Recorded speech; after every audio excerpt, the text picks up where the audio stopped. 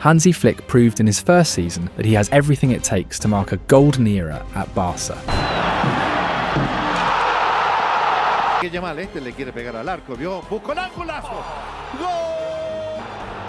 Oh, it's another! It's 3! His approach led Barca to win 3 titles this season, humiliating Madrid in 4 straight Clásicos. Baldi with a cross, Lewandowski with a header, it's 2-0! Brother Lewandowski has scored! We lived through European nights that reignited our dreams and excitement. Lamine! He has impressively revitalised the entire squad: Rafinha, Lewandowski, Pedri, Frenkie de Jong, Íñigo Martínez, Ferran Torres, Fermín López and Jules Koundé. Each and every Barca player performed spectacularly. Barca dominated their rivals in a way we hadn't seen since the Pep Guardiola and Luis Enrique eras. But how is this possible? What exactly did Hansi Flick do to bring back the best team in the world from the ashes? Let's get into it. Just a year ago, Barca was a club without a soul. We were still with Xavi, a coach who gave us a La Liga title and a Super Cup, yes.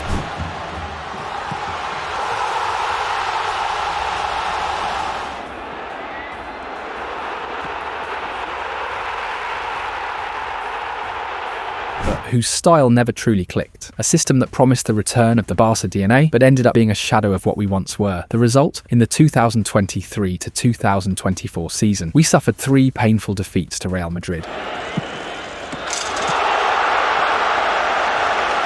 Each one more humiliating than the last, especially that Super Cup final. An embarrassing humiliation that left us without arguments, without ideas and without hope. And in Europe, the scars ran even deeper. Defeats against Bayern Munich and a draw against Inter Milan in the Champions League group stage eliminated Barca, followed by a loss to Manchester United in the Europa League. There were inexplicable defeats against Shakhtar Donetsk and Royal Antwerp in the group stage. Childish mistakes, lack of character, and a team that looked made of paper on every big night. Then came the final blow, the nightmare at Montjuic against PSG, a humiliating thrashing. A 1-4 loss that will go down as one of the darkest nights in recent Barca history, with red cards, errors, helplessness, and a fan base that went home with broken hearts. Pues porque, bueno, normalmente soy así de tranquilo. No tengo... Difícilmente hay inputs que me pongan nervioso, ¿no? Hoy, por ejemplo, la situación del partido, sí. Pero en general, porque creo que estoy haciendo lo mejor para todo el mundo. También egoístamente para mí. Pero creo que he pensado en el club, he pensado en el presidente, he pensado en Deco y sobre todo en los jugadores. Creo que los jugadores necesitan un cambio de dinámica. No se merecen esta situación y como soy el máximo responsable creo que necesitan un cambio de rumbo. Pues así, sin más. Pensándolo pues, con mi mujer, con mi hermano, con el staff, pienso que es lo mejor, no sé, con esta naturalidad que me caracteriza, pero sin ningún reparo, no hay problema, no quiero ser un problema para el Barça, es lo último que quiero ser, todo lo contrario, quiero ser una solución y pienso que todavía puedo ser una gran solución de aquí a junio, pero la gran solución para mí pasa porque deje de ser entrenador el 30 de junio, es lo mejor para el club. By the end of the 2023 to 2024 season, Xavi's Barca was simply a broken team, physically, mentally and tactically, without a clear identity, with unmotivated players, stalled prospects and no real vision for the future. The locker room was lost and the fans had lost all hope with Xavi Hernandez in charge. And then it happened. In the middle of all that darkness, Barca made a radical decision. They bet on a German coach who promised a tactical, mental and football revolution. Hansi Flick arrived in Barcelona as a man under scrutiny. His time with the German national team had ended badly, but also as a genius who had won everything with Bayern.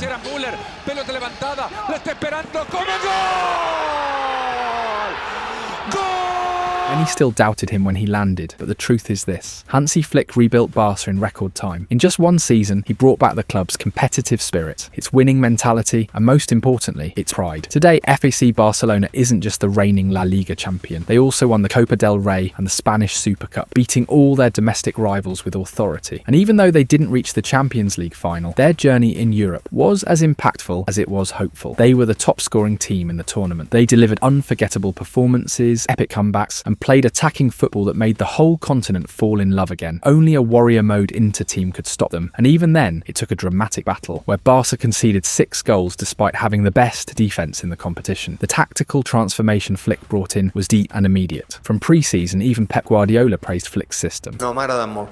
Jo també el Hansi, m'ha agradat molt l'equip. No sé, les temporades són molt llargues, pretemporada és una cosa especial, la competició és una altra història, però m'agrada molt el vibe, m'agrada molt, és una gent molt bona gent, i és molt important ser bona gent. It wasn't just about changing names, it was about changing mentalities, automations, rhythm, intensity, and above all, purpose. Hansi Flick used a 4-2-3-1 formation as his base system, but he brought it to a level of precision and flexibility that no one expected. In that structure, every player found their ideal role, but what impressed most was that Flick didn't betray the club's historic philosophy, he reinterpreted it. He brought back the essence of Johan Cruyff's positional play. El ataque, tú tienes que dominar el juego. Y solo puedes dominar el juego si tienes el balón. 2. Si quieres ir al ataque, necesitas gente con una técnica fina, por ejemplo, como un Lautrup, para dar un ejemplo, y estos rinden mucho más a un campo pequeño que un campo grande.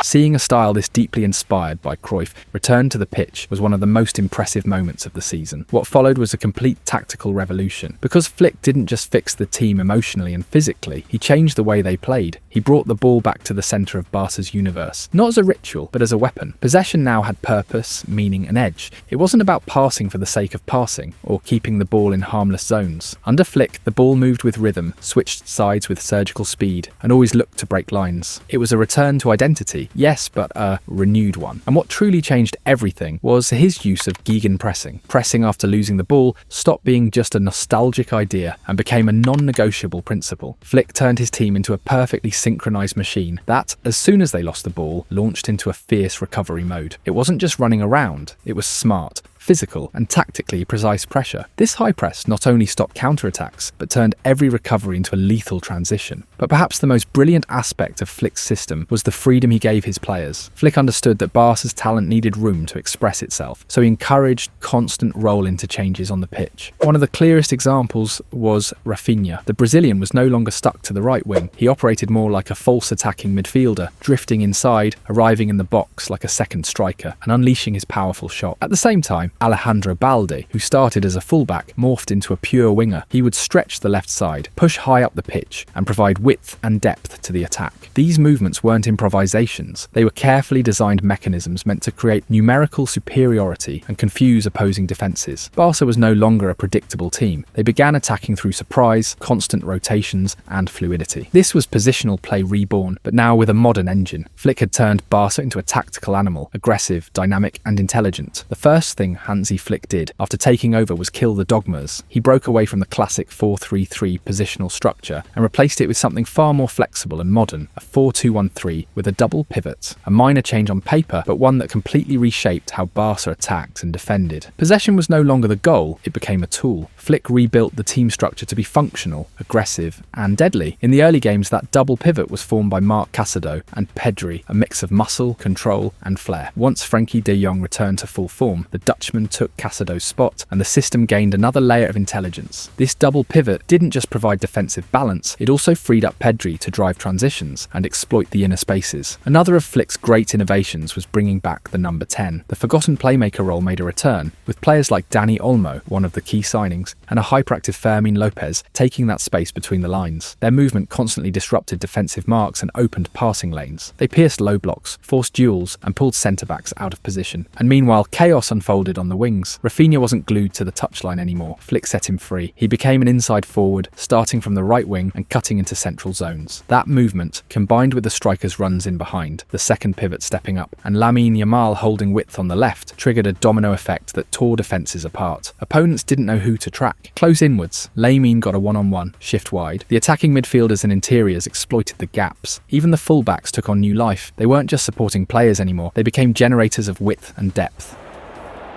Here's Koundé, right-footed drive, well taken by Jules. The result was brutal. More chances, more control, and less exposure. By daring to push the defensive line higher, Barca was able to attack opponents with overwhelming intensity. Under Hansi Flick, Barca began defending 15 metres further up the pitch. That forced rivals to make quicker decisions, to play on the edge of offside, to run more than usual. And in a game where margins are so thin, that's not just an advantage, it's a sentence. Without the ball, Barca would press until you suffocated. Teams like Real Madrid and Bayern Munich were completely neutralised by that offside trap, which looked like it had been rehearsed in a lab. It wasn't luck, it was calculation, a calculated risk. And it worked. The backline pushed forward while the opponent's last line dropped deeper. The pitch was split in Barca's favour. What made this Barca unique wasn't just its ball possession, which remained impressively high, but the way they used it. Flick abandoned Xavi's passive possession game. The touch for the sake of touching died. In its place emerged a hybrid, ever-changing, mutating style. If the opponent gave them space, Barca accelerated. If they needed to slow the match down, they could. If they had to break lines, they would. And if they needed to kill the game with total control, they could do that too. Barca learned to attack with fury and to manage the tempo with intelligence. But in order to achieve these aggressive and constant stylistic shifts within games, Hansi Flick had to squeeze every tool at his disposal. Barca had very little room to manoeuvre in the transfer market for the 2024-25 season. The club's finances were still battered from years of mismanagement, and Flick knew from day one that his success wouldn't depend on who he could sign, but rather on how he shaped the players he already had. And that's where his true challenge began, rebuilding Barca from within, starting with the defence, where one name that had already been generating buzz under previous management took on a whole new level. Pau Cubarsí became essential, not just because he was a promising young centre-back, but because of his ability to play the ball out from the back with an uncommon composure for his age. Flick turned him into an untouchable piece of the puzzle thanks to his vision, his ability to break lines with laser passes, and above all, his tactical awareness. At just 18 years old, Cubarsí played with the serenity of someone far beyond his years. Still, not everything was perfect. For a team rebuilding on the fly, mistakes were inevitable, and Cubarsí made some costly ones, like that naive penalty on Lautaro Martinez in the Champions League semi-final against Inter, or that unnecessary red card against Benfica in the first leg of the round of 16, which left the team a man down and disrupted Flick's plan. These were tough moments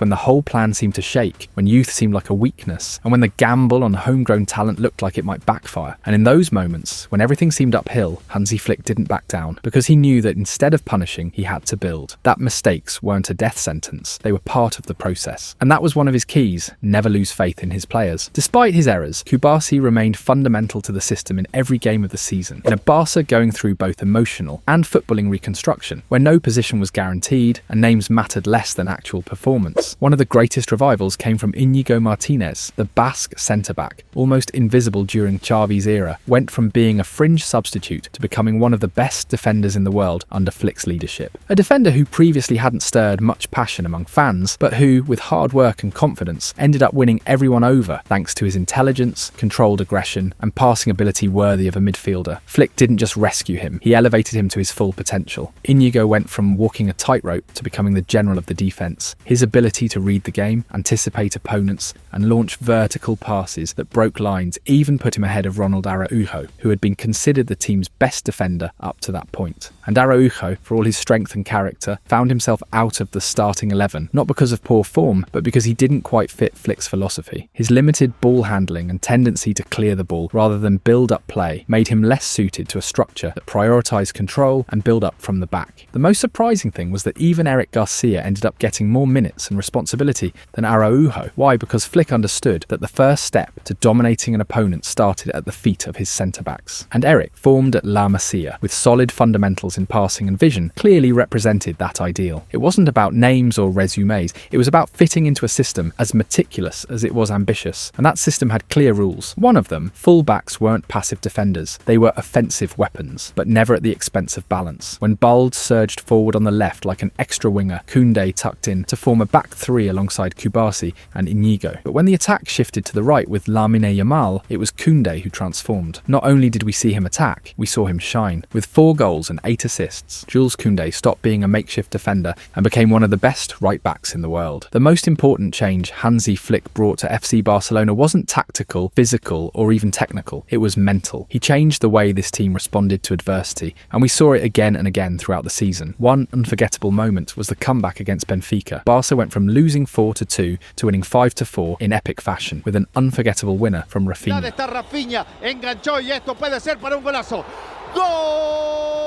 We also saw that same mentality in La Liga against Atletico Madrid. Barca came back from 2-0 down to win 4-2 and take back the top spot in the table. And Rafinha with the shot, and Torres has scored! Ferran Torres with a header. Then came the Copa del Rey final. Madrid were up 2-1 and looked set to take the trophy, but Barca came back as a united force. Vertical, aggressive, unstoppable, and turned the score around to lift the cup in front of their biggest rivals.